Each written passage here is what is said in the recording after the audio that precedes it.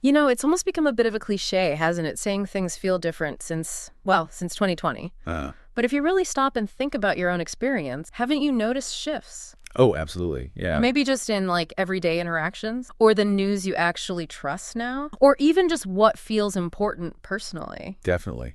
It really feels like we all went through something huge together, and the after effects are still kind of rippling out. Yeah. And what's really interesting is how these changes are showing up day to day, often in ways we don't even fully, clock. Well, that's exactly what we want to dig into today. You shared that YouTube discussion, Amir Odom, right? Why society changed forever after COVID. That's the one. Yeah.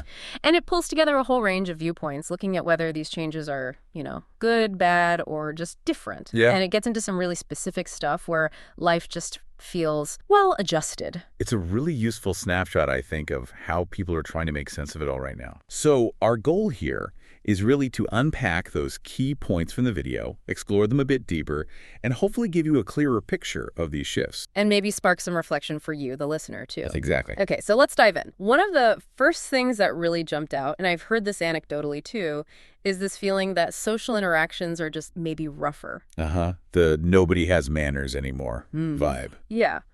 Exactly. Like the simple stuff, excuse me, thank you, holding doors. It seems small, but people are noticing it's less common. And what's fascinating there isn't just, oh, people are rude. It's what that might signal, What do you mean? Well, this sort of erosion of these small social niceties. It could point to a bigger shift in, like, our community feeling, maybe less sense of shared space or responsibility. The video touches on whether the isolation during lockdowns kind of stunted our social skills. Like, we're just out of practice with the basics. That makes a lot of sense. But it wasn't just the basics, right? The video also talked about going out, social events feeling different. Oh, yeah, the clicky thing. Yeah, more clicky, less just randomly mingling in places like bars. It felt easier maybe before the pandemic to just strike up a conversation with someone new. Now it seems like people mostly stick to the group they can. And if you connect that to other trends, the video brings up things like TikTok and Instagram. Yeah. Is there more pressure now for the outing to look good? The aesthetic. The Instagrammable moment. Right. Maybe that takes priority over just genuinely connecting or being open to meeting new people. Interesting point. And like the video notes, you can't ignore the impact on younger people, teens, people in their early 20s. They lost a couple of really key years for social learning during lockdowns. Right. Someone who was, say, 19 in 2020. That's a huge chunk of social development time just sort of paused. Exactly. Right. That idea of being kind of frozen socially at the age you were when lockdown hit, I think that resonates. Yeah. Those are such formative years for picking up all those unspoken social rules. So coming out of it must feel weird, like navigating a familiar place, but the rules changed or you missed the memo. Yeah, or the skills just feel underdeveloped, maybe? Yeah. Or just really rusty. But okay, the video also offered a counterpoint, didn't it? That maybe it's not just the pandemic. Right, that maybe it accelerated trends that were already happening. For its convenience. Exactly, like texting instead of calling, getting everything delivered instead of going out, choosing comfort over maybe community interaction. So the pandemic poured fuel on a fire that was already smoldering? That's a good way to put it. Yeah. Did it just speed up our reliance on these more solitary ways of doing things? Yeah. Making this social disconnect feel more obvious now?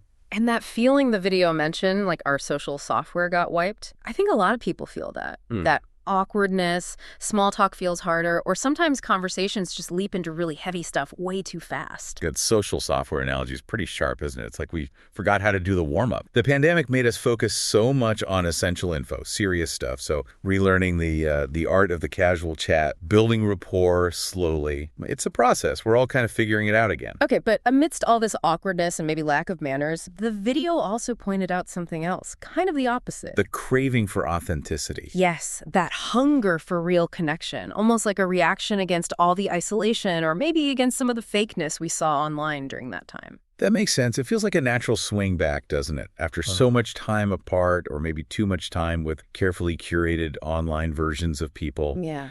That desire for something unfiltered, something genuine, it feels stronger.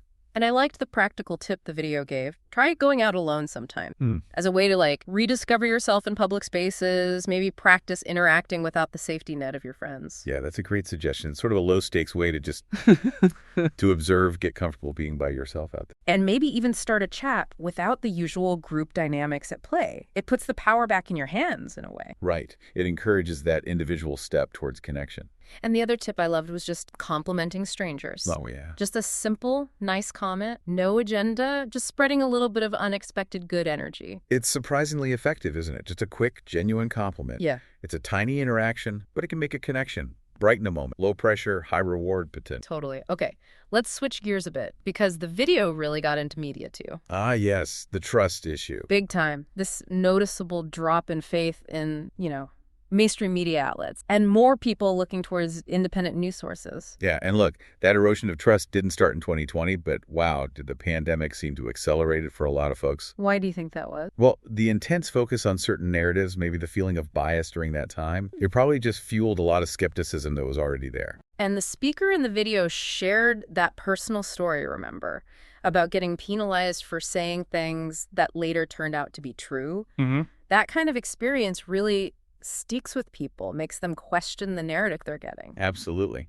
Whether those perceptions of bias are always spot on or not, those personal stories are powerful. They feed into that distrust of the traditional information gatekeepers and push people to look elsewhere. Which brings us to those news aggregators like Ground News that the video mentioned. That was fascinating. Yeah, the idea of seeing how the same story is covered by outlets on the left, center, and right, all side by side. And that blind spot feature, showing you what news stories your preferred side might be completely ignoring. That's really innovative, right? It directly tackles that problem of living in an echo chamber. It forces you to see what's being underreported. The examples were interesting, too, like Bernie Sanders being critical of Democrats or controversies within groups like the Navy SEALs, things you might miss depending on where you get your news. Exactly. It reflects this desire people have now for a fuller picture, something less filtered. It's like the video said, people have fresh new set of eyes now.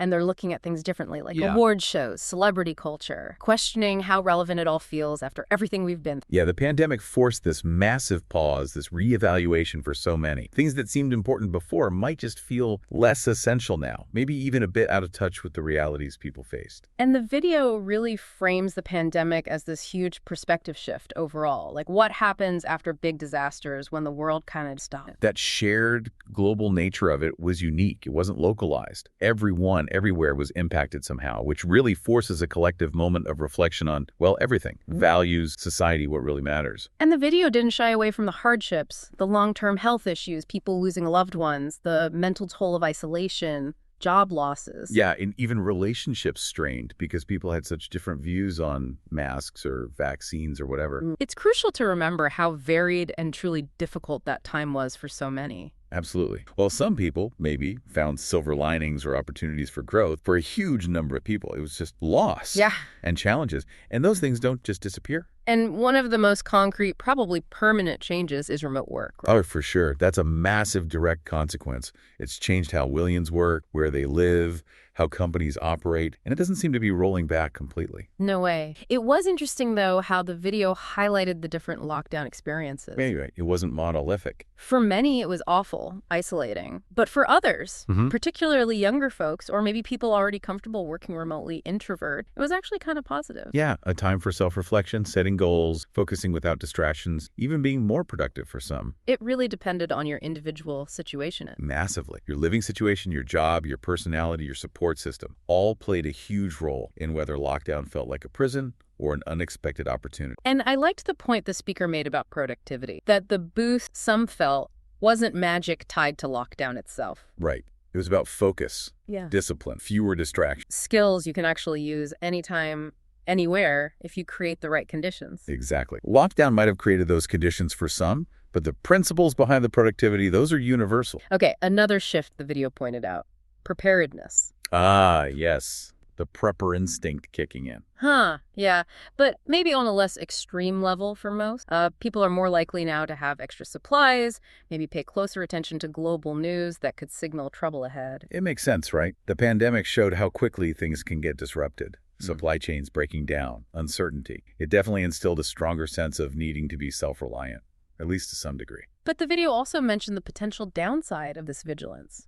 Slipping into obsessive territory. Yeah, like constantly doom scrolling or feeling like you're borderline conspiracy theorist just for being more aware and prepared than you used to. That's a really fine line to walk. Being informed and prepared is smart. Being constantly anxious and seeing threats everywhere, that's draining and counterproductive. Right. It's about balance. The video suggested focusing on what you can control. Your own little stash of supplies, your personal plans. Yeah. Rather than stressing endlessly about huge global events you have zero influence over. Exactly. Take reasonable steps, then manage the anxiety. Don't let the worry about the uncontrollable consume you. Okay, one last point, and this one was a bit concerning. The video touched on a potential decline in independent thought, especially among younger people. Yeah, that was a really thought-provoking observation. Yeah. The idea that maybe some students are leaning more on group consensus, less on forming their own opinions. And the theory was, maybe the isolation of the pandemic made the fear of being socially isolated even stronger. So people cling more to groupthink to feel connected. That's the hypothesis presented. It's an interesting, if worrying, potential side effect that the cure for physical isolation might have inadvertently boosted the fear of social ostracization. But the video did balance it, mentioning there are still plenty of students who do think critically and aren't afraid to disagree respectfully. Right. It's crucial not to paint with too broad a brush. Critical thinking is still alive and well, but it's something worth watching. Maybe something educators need to be mindful of fostering actively. So, man, we covered a lot based on that one video discussion. We really did. Social awkwardness, the search for authenticity, media trust shifting, huge perspective changes, those really different lockdown experiences, prepping, and this question mark around independent thought. Yeah, those are definitely the big themes that came through. Yeah. It paints a picture of a society still processing, still adjusting after a major shock to the system. And we have to stress, right? These are observations from the video, things people are talking about, your own experience, what you've seen around you. That's just as important for understanding the future. Absolutely. What resonates most with you? Which of these changes feel most real in your life? That's really the question to sit with. And maybe think about the longer view, too. Are these permanent rewirings of society, or are they temporary adjustments while we find our footing again? And what part do we all play individually in shaping whatever this new normal actually turns out to be? Exactly. It's not set in stone. It's still unfolding. And how we react, how we interact, how we choose to engage, that's all part of writing the next chapter. Keep observing, keep thinking about it.